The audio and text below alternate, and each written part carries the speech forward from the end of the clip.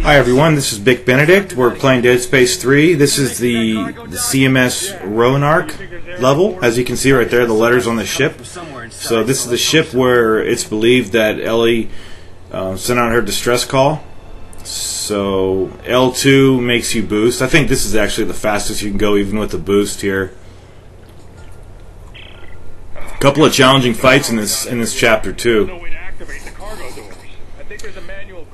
So when you do these doors, press L1 and O, and then press O again. That's what I was getting stumped on for a moment, but make sure you get all the ammo. Ammo conservation is actually really important. You know, of course, in a game like this, even though a lot of people say it's not survival horror, and it really isn't per se, but it's still a really good game. I'm enjoying it, and if I enjoy it, you know, being the most picky person that I know, or you know, all my friends that is not as picky as I am, but I am very discriminating, and I will reject games just indiscriminately. I guess that's probably a bad choice, but it's got to be good quality for me to like it, and that's a shame for me because a lot of people, they could just play a game, but I can't. It has to be something I really love. So. Well, it'll have to remain to be seen if this will be something I love. But the other two games haven't let me down, so this it doesn't feel like this game is going to let me down, you know, because it feels like a Dead Space game, and it works properly. It works really well, actually. But anyway, about the weapon crafting, we are going to be able to craft. You know, for the first time in this game, go to the bench and craft a weapon.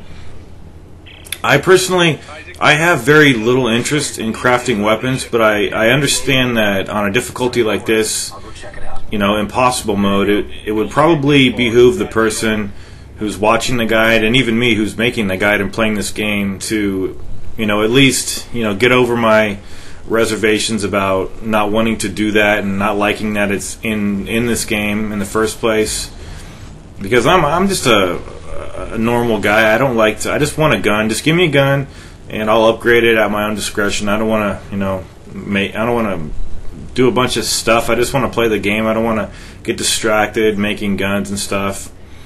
And anyway, so that said, I will be finding out how to, you know, finding out ways to make guns better and stuff, and you know, altering because it's very important to like get your reload speed quicker. I think I was only able to make one upgrade to the weapon I have. The secondary function of the plasma cutter, oddly, but it makes sense, but it's kind of stupid. It's got like a rotator attachment on it, and if you take that off, then it's not the plasma cutter anymore. But at least you can use the plasma cutter, you know, provided you have that attachment on there. So this right here, one of these items here, this one I think, no, that's somatic gel. There was one circuit that I had accumulated somewhere that allowed me to apply a certain perk to my gun. So I edited out the whole, you know, I watched the tutorial and things like that. The thing that I applied my circuit to was I think it wasn't the reload, it was the speed at which you fire the gun. So that's really the only thing that I have currently, and I'll discuss the things that I actually applied to the gun. But tough fight coming up here. A really tough fight, and you don't get a checkpoint. A couple of really tough parts without checkpoints.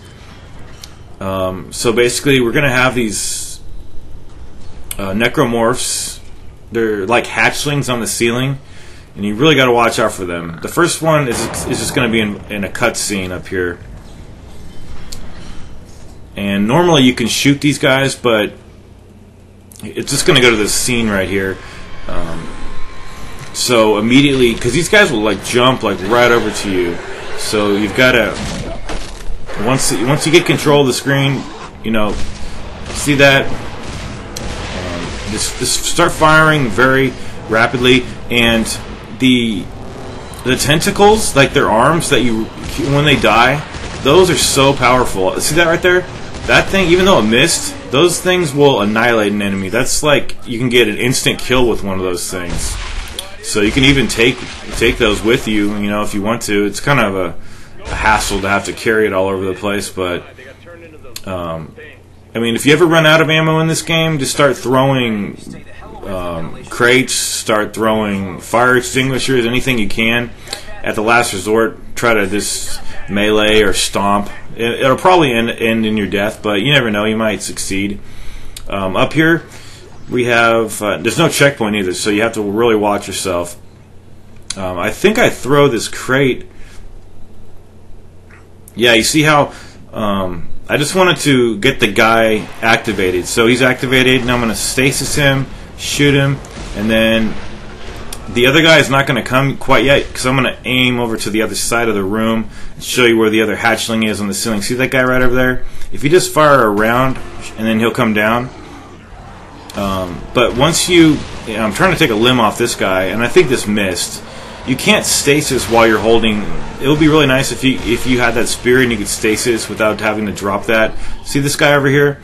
This guy spawns. I think I hit him one time, but not this reel of footage.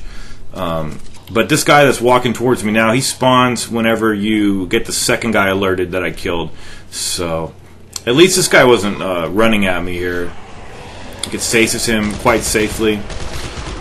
If you ever, are in bad, if you ever are in between waves of enemies and you don't have your stasis, what you can do is just stand in one place for, I don't know how long it takes, probably a couple of minutes, and your stasis will regenerate.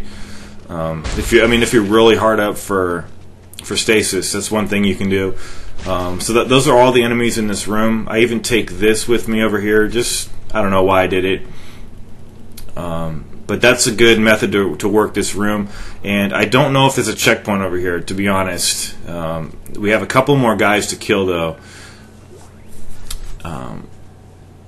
So, if you didn't get a checkpoint, that means you'd have to start way the hell back there. Very inconvenient. When you open this door, you're going to hear some guy scream. You're going to see the shadow of his legs.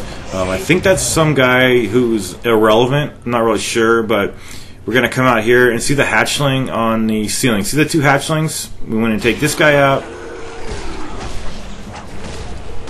And then the other guy, he drops down just as a matter of course. So let's see that limb right there. Take this limb. See that last hatchling on the ceiling down there? I'm going to either instigate it or, do whatever I can to... what you don't want to do is because you see it's one of those barrels that contains an item. So if you just run down there without paying any attention, then that thing will drop on you because they get alerted either if you fire around into them or if you get too close to them. And you don't want to have that guy drop on you. So even throwing a body, technically that's a hit if you hit him with it, but you really need like a pointed object to shoot it at these guys. It's much more effective. So those are all the enemies. Now you do get a checkpoint over here, so worry not. Now we can go get this item down here. Remember, you don't have to actually walk up to the items. You can just kind of drag them to you with the kinesis. And then looks like we got a couple of good items over here. Some somatic gel. Now we're going to go through this door, and we have a really tough fight coming up. But I have a good strategy for dealing with it. It's just that you really need a lot of ammo and stasis. But I only had the stasis on my suit. So it's a tough room. And I'll explain exactly how this room works. And the reason I can do that is because I probably died many times. Oh, it's not. I'm sorry. It's the room after this room. The guy in the cutscene up here, these are lurkers. I've never really cared for these enemies. They're really fast. They shoot missiles at you. But they've been in every Dead Space game. So Ideally, you probably want to shoot the tentacles off. I think if you shoot two of the 3 tentacles, they go down. But sometimes they're walking around without their tentacles erect. So what you need to do is just fire into their heads. That's all you really got to do. See how you just got to strafe in the air when these guys are throwing their missiles at you, and just kind of be aware of where their bodies end up so you can loot their bodies. So I'm kind of firing, strafing in the air. What is this guy? Is this guy going to give me something? He probably gave me something before. And I believe that's it.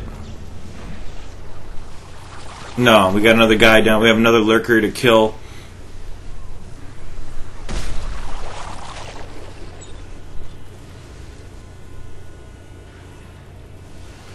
And this gun's not really the best.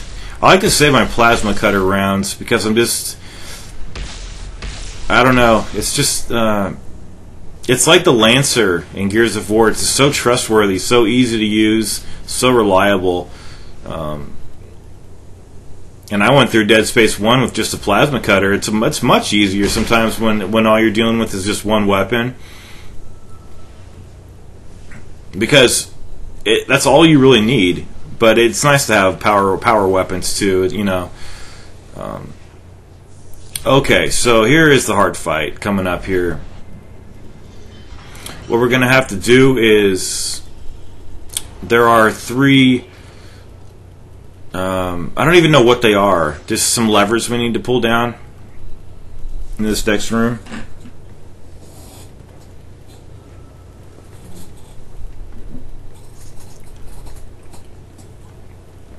But I've got a pretty good strategy for dealing with it.